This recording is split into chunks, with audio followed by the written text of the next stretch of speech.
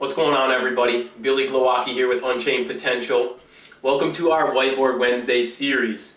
This is a three-part series where we're talking about strength training principles and how you can manipulate and adjust them in your training in order to produce optimal results. Week number 1, we talked about training frequency. Week number 2, we talked about training volume. And this week, we're going to be talking about training intensity. So the first and most important thing that you need to understand is that training intensity is going to determine the response or the adaptation inside of your training. What I have here is a continuum to help depict what this looks like, help you to visualize what this will look like. So on one end of the spectrum, or the continuum, we have high intensity.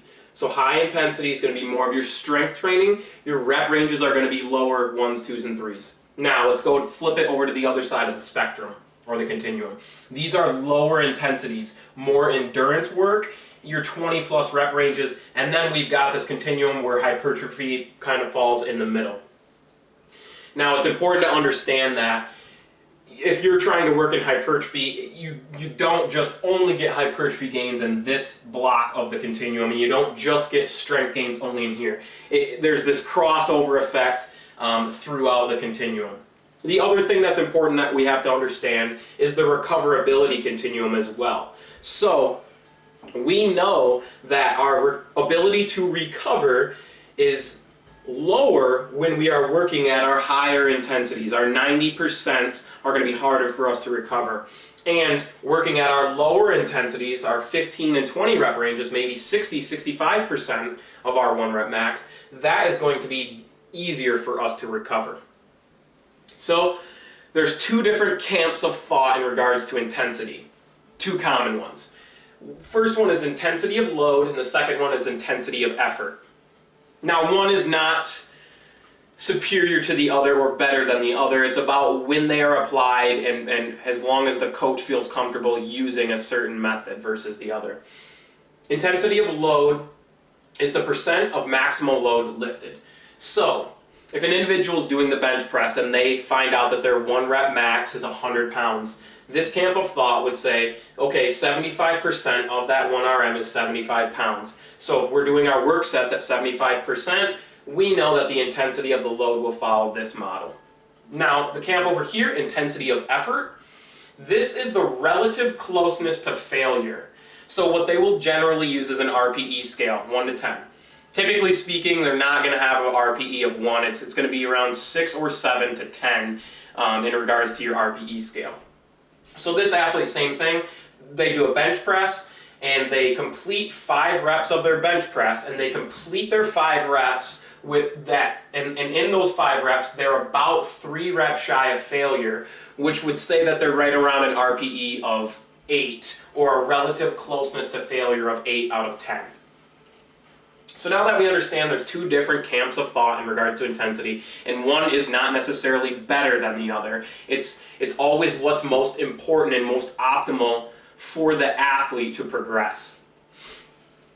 Now, there are 2 major reasons why you want to work at high intensities. Now, don't get me wrong, there's a place for your 15 reps, there's a place for maybe some endurance training depending on the athlete, and there's a place for your middle ground, 5, 6, 7s, 8s, and 9s. There's a place for all of that. But what I want to encourage you to do is to work at higher intensities, and I have 2 reasons why I want to encourage you to do this. Reason number 1 is extrapolated from a study by Dr. Brad Schoenfield. And in this study, he equated the training volume, so that was not a factor. He had one test group, work at 3 sets of 10 reps, and he had another group work at 7 sets of 3 reps. Now, what the study showed is that there was no significant differences pre and post. So they measured the size of the muscle before and after, and between the groups, there was no significant differences. But what the study did show is that there was a significant strength gain and strength increase in the group that did 7 sets of 3. So I don't know about you guys, but if I can get hypertrophy gains and strength gains at the same time, I know which one I'm choosing, okay? And that is the higher intensity group. Now, point number 2 builds off of point number 1, and that is the idea that if you work at a higher intensity, okay, so let's think about this for a second. If I work at a higher intensity, my strength goes up, and I'm getting the hypertrophy gains as well, but my strength goes up. If my strength goes up, the percentage of hypertrophy, let's say it's 65 to 80, that doesn't change, but the relative weight that I lift changes if my strength or my 1RM is higher. And if my relative weight lifted goes up, the tonnage or the total volume in the week goes up. And if the tonnage or the volume in the week goes up, the size of my muscle gets bigger. And if I have a bigger muscle, my capacity to get stronger goes up again, and that feeds right back into this top point, and then it comes right back down again. It's like kind of like a flow chart. So with these 2 reasons that I want to encourage you to get stronger, I want to show you an example of what that could look like in your training. So we have an athlete, and I've labeled him athlete beginner and athlete stronger, okay? So the beginner athlete, this is when they're starting out, and the athlete stronger, it's after this athlete has put in about 6 months of work and they've gotten stronger. So this athlete right here as a beginner, they start out and their squat 1 rep max is 100 pounds. So let's look at where their hypertrophy ranges would be. Commonly accepted right around 65 to 80% of their 1RM. So if this athlete's 1RM is 100 and they work in between 65 and 80%, that would mean that their squat sets were done in between 65 and 80 pounds. If they're squatting 2 times per week and they do a total of 50 repetitions in the week, their total volume, their tonnage for the week is in between 3,250 and 4,000 pounds. Now, in 6 months, this athlete gets stronger. And they increase their intensity.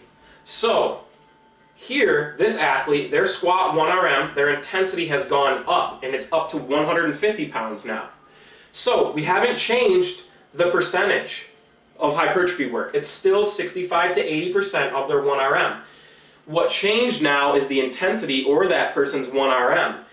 They're able to now lift a 1RM of 150, which will change the amount of weight lifted during their hypertrophy sets. So now we're lifting in between 97.5 and 120 pounds.